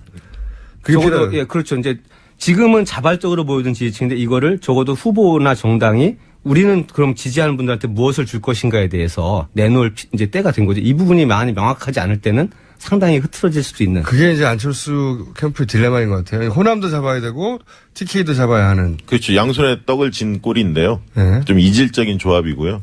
무엇보다도 아까 말씀드렸던. 근데 여기 성공하면 사실은 대단한 일을 해내는 거죠. 그렇죠. 예. 대단한 일을. 예. 아무도 못했던 대단한 일을 해내는 건데 그만큼 어려운 숙제 앞에 있는 거네 지금 안철수 후보가. 그리고 이번 싸움이 대선이 꼭 국정농단 세력에 대한 심판 이것만 있는 거 아닙니다. 그게 기폭제는 됐지만 밑바닥에는 이명박 박근혜 정부에 대한 실정에 대한 심판이 네. 밑바탕에 깔려 있는 거죠. 그래서 그 부분에 대한 안철수 후보의 입장 그리고 그 부분을 만약에 문재인 후보가 쟁점화 시켰을 때 어떤 스탠스를 취할 거냐 이런 부분들이 고민되는 지점일 겁니다. 안철수 후보 캠프에서는 그러면 이번 주, 뭐 양쪽 다 마찬가지네. 이번 주가 굉장히 중요한 한 주다. 그렇죠. 후보 등록 전후를까지 이 흐름을 유지하거나 강화시킬 수 있다라고 하면 상당히 네. 탄력을 받을 수도 있고요. 올라가는 추세냐, 정체냐, 내려가는 추세냐가 이번 한 주를 지켜보면 이제 나오겠죠. 그렇습니다. 워낙 주목도가 높으니까 아마 소소한 이슈까지도 뭐 네. 크게 아마 화제가 되고. 그러니까 유치원 공약이 이렇게 검색어를 하루 종일 차지할지는 전혀 몰랐는데 그만큼 관심도가 높은 거죠. 그렇죠. 지금. 예. 네. 어떤 사람인지 궁금해하는 겁니다. 진보든 보수든. 그렇죠. 예. 그래서 저는 안철수 캠프가 지금 조심조심 행보해야 되는 타이밍이다. 대단히 그런 생각이 드는데 저희가 이 코너를 고정으로 추천해 달라고 하는 문자가 이렇게 많이 오긴 처음입니다. 두 분의 직원을 고용하셨나요? 그러면 저희가 그동안 고퀄리티가 아니었다는 얘기인가요? 너무 고퀄리티라는 문자가 많이 오네요. 예. 직원들을 동원하신 것 같고. 금방 시간 지나갔어요. 이야. 아주 재밌었고요. 저희가 그렇지 않아도 이 코너를 고정으로 하려고 합니다.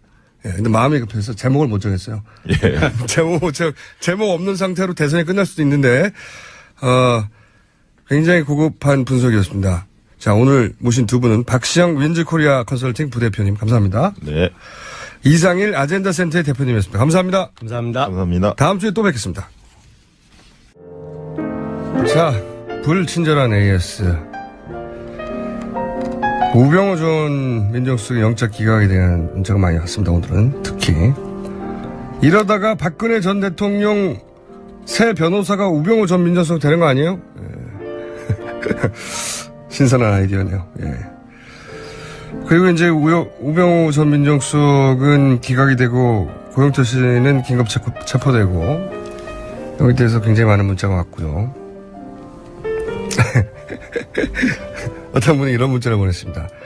철야 작업을 마치고 TBS 옆을 지나가는데 방송국과 가깝다고 라디오가 깨끗하게 들리는 건 아니네요. 네. 기지국하고 가까워야 됩니다. 기지국 근처로 가세요. 깨끗하게 들리게 하려면. 아니면 방송국 안으로 들어오셔야 됩니다. 저 스튜디오로. 자, 태백인데 저희 아이들도 저랑 늘 아침마다 이 방송을 들어서 저희 아이들이 정치인들을 꽤 많이 알아가고 있습니다. 아이들이 몇 살인가요? 알려주세요. 예. 초등학생 아이들한테는 들려주지 마시고요. 그 외에도 오늘 문자 많이 왔습니다. 감사하고요. 네, 다 소개시켜 드릴 수가 없죠. 네, 시간도 없고 제가 불친절하기도 하고요. 여기까지 하겠습니다. 자, 악마 나오셨습니다. 이제 설명이 길어가지고. 이름도 안 붙여주시네, 근데 이제 많은 분들이 아시잖아요, 악마 변호사는. 그죠? 뭐. 종편에 나가셨을 때도 거기 같이 나오신 분들도 다 아는 것 같은데, 이제. 그죠? 그러게요. 네. 소문이 참 빠르더라고요. 거기 작가들도 다 알고. 작가들 사이에서 특히 악마로 찍혀가지고. 예. 사람이 그냥 평상시에 잘하고 살아야죠.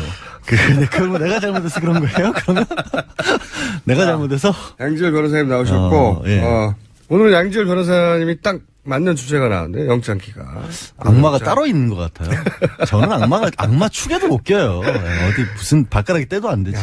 우병호 전 민정수석이 한편으로는 대단합니다. 놀라운 일인 것 같아요. 네. 놀라운 일이고. 본인의 개인적인 재능도 대단한 것 같고요. 사실 우전석에 대한 수사는요, 다들 혼돈하실 수 있는데, 지난해 8월에 시작됐어요. 여름에 나왔다니까요. 네, 여름에 나왔던 거예요. 원래 박 전 대통령 수사보다 먼저 시작된 거예요. 박근혜 최순실 게이트 말도 나오기 전부터 최순실에 대해 사람들이 알기도 전에 우병우부터 시작을 한 건데. 우병우 전 민정수석이 거론되면서 이게 시작된 그렇죠. 겁니다. 특별수사팀이 그때 우전수석을 위한 특별수사팀이 이미 꾸려졌었는데 예. 아직까지 해결을 못 본 거예요, 결국에는. 그러니까요. 마지막까지 살아남았고 그리고 마지막 구속영장이거든요, 이게. 어마어마한. 최순실 박근혜 게이트의 마지막 구속영장 당사자, 마지막 퍼즐이라고 불렀는데 또다시 빠져나가는 대단합니다. 근데 이게 우전석이 빠져나간 건지 빠져나가게 이게 길을 터준 건지 저도 잘 모르겠어요. 물론 이제는.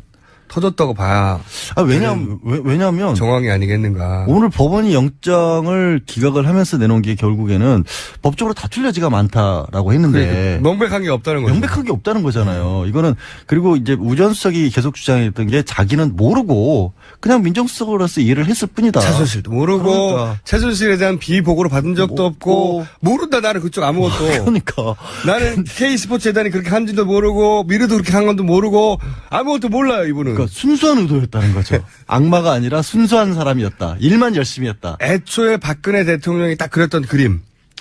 딱 그 그림 그대로를 우병호 전 민정수석은 여전히 고수하고 있는데 그러니까 빠져나간 거죠. 김기춘 전 비서실장도 못 빠져나간 거를 혼자 빠져나갔다라는 게 정말 대단한 대단한 사람이고. 그러니까 이게 대통령이 선의로 한 것이고 그렇죠. 대통령이 기업들이 자발적으로 한 것이고 가장 첫 번째 그 대응 틀이 있었잖아요. 그거는 문건을 바로 만들어준 게 민정수석실이었고 얘기하신 것처럼 그러니까 K스포츠하고 미르재단의 어떤 출연 자체는 어차피 문제가 없고 거기서 꺼내간 것도 없지 않느냐. 그래서 법적으로 아무 문제가 없다는 논리를 아직도 박 전 대통령은 주장하고 있잖아요. 고스란히. 그런데 그 틀 속에 만들어준 사람은 그리고 그 사람도 여전히 그 틀 속에서 얘기하는 겁니다. 그렇죠. 나는 몰랐다. 네. 나는 정상적으로 모든 게 진행되는 줄 알았고 K스포츠나 미르재단이 아무 문제 없는 줄 알았고 최순실은 아무 관련 없는 줄 알았고 최순실의 존재도 몰랐고 최순실의 개입도 몰랐고 아무것도 몰랐고 나는 진공 상태에 살았다는 거죠, 이게. 민정수석이. 야, 대단하지 않습니까? 근데 그걸 법원이 받아들일 정도로까지 소명을 했다는 게 더 대단한 거고. 그렇다는 얘기는 검찰이 그거를 짚어서 충분하게 이게 거짓말이라고 입증해내지 못했다는 거죠. 예. 그러니까 나 뒤에 뭐 증거인멸 도주그래는 따질 필요도 없는 거고 법원이 봤을 때 이게 죄가 되는지를 모르겠다는 건데 검찰이 결국에 주장한 검찰 정도만 수사가 듣고는, 예. 솔직히 부족했다는 거죠. 그러니까 검찰 과거에 그 이재용 부회장이 처음에 기각됐을 때는 이렇게까지 들어갔는데 기각됐느냐. 이건 법원의 문제 아니냐. 그렇죠. 판단 잘못 아니냐 했다면 이번에는 검찰이 법원이 판단할 거리를 주지 못한 거예요. 일단 SNS에 영장 담당 판사 이름이 실시간 검색으로 오르지 않아요.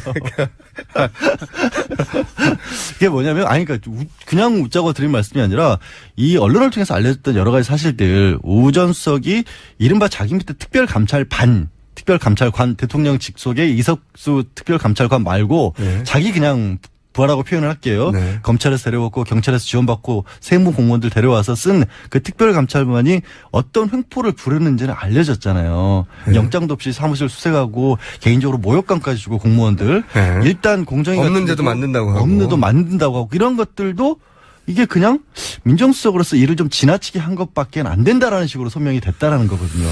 이거를 어떻게 소명을 해내는지가 사실 저도 그 자리에 들어가 보고 싶었을 정도로 검찰이 정말 충분히 못 때린 건데, 못 잡아낸 건데. 그러니까 그것도 이상한 게 무엇보다 박영수 특검이 마지막에 폭탄 몇 개를 던졌잖아요. 사실 100% 구속된다. 다시 영장 청구하면. 두 번째로는 검찰 수뇌부하고 전화 통화했던 거를 다 폭로를 했잖아요. 그래서 계속해서 주장이 나왔던 게 그러면 결국 검찰도 자기 내부 수사를 해야 한다. 그렇지 않고서는 이게 입증될 수가 없다라고 했는데 안 했잖아요. 그리고 이거는 이제 특검이 이제 끝났으니까 물론 뭐 지금 공소유지를 위해서 남아있는 분들이 있지만 수사는 끝났기 때문에 말씀드리는 건데 당시 특검 수사본부가 특검이 돌아갈 때 이 우병우 전 민정수석과 관련된 조사에 대해서는 그렇게 전화가 많이 왔대요. 아, 외부에서도, 검찰 쪽으로부터. 검찰 쪽으로부터. 얼마나 어떻게 진행되고 있냐고. 그래서 압박인 거죠. 왜냐면은 검찰 내부에 우병우 전 민정수석 라인으로 분류될 수 있는 분들이 우병우 전 민정수석의 수사 결과에 따라 자기도 함께 연루될까봐 알고 싶었던 거죠. 그래서 일종의 압력인 거죠, 압력. 하지 말라는 게 아니라 어떻게 돼가냐고. 그래서 그거 굉장히 괴로웠다고 해요, 특검에서. 그러니까 박용수 특검이 사실 자기 얘기를 하신 거예요. 세월호 외압과 관련해서 광주지검에 우전석이 전화 걸어가지고 상황 파악했다라고 청문회에서 얘기를 했잖아요. 네. 이번에 새롭게 추가된 혐의가 세월호 외압과 관련해서 이거가 뭐 직권남용은 어렵지만 최소한 그렇게 전화를 해서 알아본 게 청문회에서 위증을 한 게 아니냐 압력을 행사를 해놓고 박영수 특검 입장에서도 그렇게 전화가 오고 알아보겠다고 어떻게 되고 물어보는 건 사실 수사팀에 대한 압력 아니냐. 압력이죠, 당연히. 이 얘기를 하시고 싶었는데 그 얘기를 빙 돌려서 그렇게 우전석이 세월호 관련해서 아니 광주지검장에 형사부장한테 전화를 하면 한참 수색이 진행 중인데 수사가 진행 중인데 민정수석이라는 사람이 그거 어떻게 되고 있어라고 알아본다는 것 자체가 솔직히 압력 아니냐 이 말씀을 하신 건데 그래서 그 부분을 특검에도 그런 일이 있었다는 거죠. 그게 뉘앙스가. 그 뉘앙스가. 네, 실제로 그런 일도 있었다고 이번에는 들었고. 안 받아들여진 거죠. 그것마저도. 그리고 이제 제가 지난주에 들었던 이제 검찰 고위 관계자 이야기, 복수 관계자 얘기에 의하면 혼자 가지 않겠다는 얘기를 그렇게 했다는 거예요. 혼자 가지 않겠다. 혼자 다 같이 가겠다. 어디를? 그러니까 그게 이제 정확한 워딩인지는 모르겠습니다. 하지만 제가 전달받은 워딩은 몇 년 더 살더라도 다 같이 가겠다. 그래서 들어갈 때 그렇게 비장한 표정을 짓고 들어갔대. 이게 내가 건드리면. 근데 그런 부분은 사실 저는 뭐 그것이 옳다 그르다 뭐 알겠다 모르겠다를 떠나서요. 이게 그러면 우전석 개인의 문제, 우전석이 그렇게 잘나서 사단이 이루어졌던 것이냐. 물론 아니면 저는 본인이 가지고 있는 개인이 그 법적인 영특함도 물론 여기에 있지만 바탕이 돼 있겠지만 검찰이 가지고 있는 구조적인 문제점이 들어가 그렇죠. 있는 거예요. 그러니까 맞습니다. 민정수석이라고 하는 자리까지 갔었을 때 그 전 민정수석에 대해서 사법 처리가 되는 일이 벌어지게 되면 검찰 조직 자체가 사실은 와야 된다라고 검찰은 느끼고 있는 것 같아요. 민정과 검찰의 라인이 이번에 드러나고 그 사이에 혹시 국정농단 사태에 기여한 부분들이 기여하거나 방조하거나 묵인한 부분들이 드러날까 봐. 왜냐하면 그게 지금 계속해서 영장 발부가 될 것이라고 많은 분들이 예측을 했던 이유 중에 하나가 이번에까지도 만약에 수사를 제대로 못해서 영장이 안 나오면 검찰이 먼저 개혁 대상이 될 수밖에 없고 그런 부담을 검찰은 지뢰하지 않을 것이다. 그래서 최소한 우전석은 버릴 것이다라는 예측들을 했는데 같이 버려줄 사람이 너무 많아가지고. 그러니까 그거를 감수하고라도 우전석을 지키지 않으면 안 됐던 게 아니냐는 생각을 할 수밖에 없는 거예요. 지켰다기보다는 저는 꼭 지켰다기보다는 약하게. 야가게. 요 정도면 된 거 아니야 정도. 할 수 있는 선에서는 최선을 다했다고 저는 표현할게요. 그런데 그 할 수 있는 선이라는 게 법원이 보기에 턱없이 부족해 보였던 거죠. 그렇죠. 네. 그렇게밖에 선이 지금 안 되죠. 대통령까지 구속된 마당에 특정인을 사법부가 뭐 봐주고 그런 계제가 아니거든요. 오히려 지금. 더 엄격하게 하면 엄격하게 했죠. 그러니까 결국에는 박 전 대통령과 관련된 부분을 하나도 찾아내지 못한 거예요. 그러니까 검찰이 일 못한 겁니다. 박 전 대통령 그러니까 어떻게 보면 국민들이 보는 시선은 그거잖아요. 공범잖아요. 그러니까 직권남용 정도가 아니라 최동훈 전 검찰총장이 그 얘기를 계속했어요. 우병우 전 민정수석을 특검 끝나고 나서 제대로 수사하겠냐. 그 얘기 계속했었거든요. 그 우려가 이제 현실로. 그러니까 저도 보면 이거는 알면서 도와줬고 법적 지원을 해줬었고 이번에 새롭게 추가된 것 중에 하나는 K스포츠와 관련해서 최순실이 스포츠 사업에 진출을 하는 걸 도와주기 위해서 스포츠 클럽에 대해서 압력을 행사를 했다라는 부분이에요. 그게 제대로 밝혀졌다면 이건 직권남용이 아니라 정말로 국정농단 정치에 대한 방조범이에요. 공범이에요, 사실상. 공범이죠. 적극적인 공범이죠. 그렇죠. 그런데 그거를 직권남용밖에 못하고 그것도 그대로 밝혀내지 못했다라는 건 검찰이 이번 일에서는 할 말이 없어요. 솔직히. 이 일을 못한 건지 안 한 건지 둘 다인지 모르겠으나 하여튼 그 비율은 모르겠어요. 아는 것과 못한 것의 비율은. 하지만 두 개가 섞여 있고 그 결과 이런 사태에 이르렀기 때문에 검찰이 앞으로 비난을 계속 받을 거라고 봅니다. 제가 보기에는. 저는 네. 당장 지금 대선 왜 이렇게까지 공약 했는지 모르겠어요. 나오는 것 중에 공통적으로 늘 나오는 얘기지만 경찰의 수사권 독립 얘기 나오고 있고 네. 공직자 비리 수사처 얘기 계속 나오고 있는데 최소한 공직자 비리 수사처를 만들어야 되는 것 정도는 무조건 해야 될 것 같아요. 그러니까 그런 빌미를 주고 있어요. 안 하면 검찰이. 안 되죠. 검찰이 예를 들어서 지금 특검을 굉장히 잘했기 때문에 특검의 주요 인물들이 다 검찰에서 온 사람들이거든요. 그렇죠. 그러니까 그 공을 다시 가져갈 수 있는데 다 차놨어요. 선명하게 보이잖아요. 이게 못하는 게 아니구나라는 거를 공교롭게도 특검에서 보여줘 버렸단 말이에요. 아, 이런 부분을 찾을 수가 있구나. 그러면서 오늘은 어제 밤에 고영태 씨를 아니 근데 고영태 씨를 왜 어제 근데 전 그리고 또 사기죄 얘기 나오길래 언론에는 알선수 얘기만 나와서 그런가 보다 했더니 사기죄는 혐의 없다고 경찰에서 불기소로 통보했는데 혐의 없다고 통보된 거를 체포영장부터 받아놓고 변호사한테 전화해가지고 나올 날짜를 조절하다가 바로 체포를 해버린 문 뜯고 이게 말도 안 되는 거거든요. 제가 이런 대상에 많이 대봤잖아요. 이렇게 안 합니다. 아니 정말 뭐라고 해야 될까 이거는 실망스러운 게 네. 이렇게 날짜가 겹치는 일을 벌이게 되면 당장 어떤 얘기들이 나오면 아 이거 우전수석이 이런 식으로 나올 걸 예상을 했나? 알고 이렇게 친 게 아닐까? 그렇게 생각하죠. 그런 생각들을 엉뚱한 생각들을 할 수밖에 만드는 거예요. 자꾸 이게 너무 꼭 겹쳐야 되지 않아도 되는 날짜를 겹치게 만들었잖아요. 영장이 나와 있었잖아요. 영장이 나와 있다는 얘기는 언제 집행해도 상관이 없다는 얘기고 네. 그리고 실제로 고영태 씨 같은 경우에는 수사에 어느 정도 협조를 했단 말이에요. 뭐 많이 도망 다니고 했어요. 그런 사람도 아니고 네. 거의 내부 고발자 수준의 일을 했기 때문에 얘기하신 것처럼 사기는 무혐의 처리로 떨어져 나갔고 네. 알선수재 같은 경우에는 이거 자체가 5년 이하밖에 안 되는 거예요. 게다가 본인이 아니라고 주장하고 그렇죠. 있거든요. 그렇기 때문에 그리고 뭐가 있냐면 다들 아는 게 고영태가 주도적으로 해서 알선수재 그러니까 공무원 자리를 안 친 게 아니라 고영태 씨는 그걸 그 자리를 줄 능력이 없잖아요. 그렇죠. 최순실 씨를 동원한 거야, 최순실을. 그러면 주범이 아니란 말이에요. 굳이 급하게 영장을 가지고 체포를 해야 할 이유가 없었는데 왜 어제 하냐고요, 이거를. 그러니까 날짜도 그렇지만 절차적으로 보면 이게 왜 말이 안 되냐면 그 경찰에서 무혐의로 이건 혐의 없다고 털어왔는데 그래서 이제 불기소 처분 통보됐잖아요. 불기소라고. 그러니까 혐의 없다고 떨어졌어요. 일단 조사를 했던 경찰이. 물론 뭐 혐의 없다고 해서 검찰이 재수사하지 말란 법은 없어요. 아니, 어차피 수사권은 검찰에 있으니까. 예, 할 수 있지만 기초조사를 했더니 혐의 없는데요. 별거 아닙니다 하고 넘어간 사안이었는데 요 사안으로 체포영장을 미리 발부를 받아놔요. 잘 오는 사람인데 연락되는데 특검을 여러 번 갔던 사람인데 일단 체포영장부터 받아놓고 그런 다음에 변호사하고 통화를 해요. 언제 나오실 거냐고. 그렇죠. 언제 나오실 거냐고 날짜를 조정하다가 갑자기? 언제 나갈 거라고 말했는데 그 다음날 체포를 해버려요. 그렇죠. 나올까봐. 나올까봐. 제가 보기에는 이거는 자기 발로 나올까봐 체포를 한 거예요. 아니, 이게 정말 이상한 게 고영태 씨가 돈 받은 거는요. 그 이른바 김수현 파일, 고영태 X파일이라고 하는 거에 나와 있어요. 네. 그래서 그 사실에 대해서 고영태 씨도 진술을 했어요. 네. 그걸 이렇게 갑작스럽게 진행할 이유가 없어요. 왜? 이게 증거가 어디 날아가는 게 아니잖아요. 본인 발로 걸어서 나올까봐 체포를 한 거라니까요.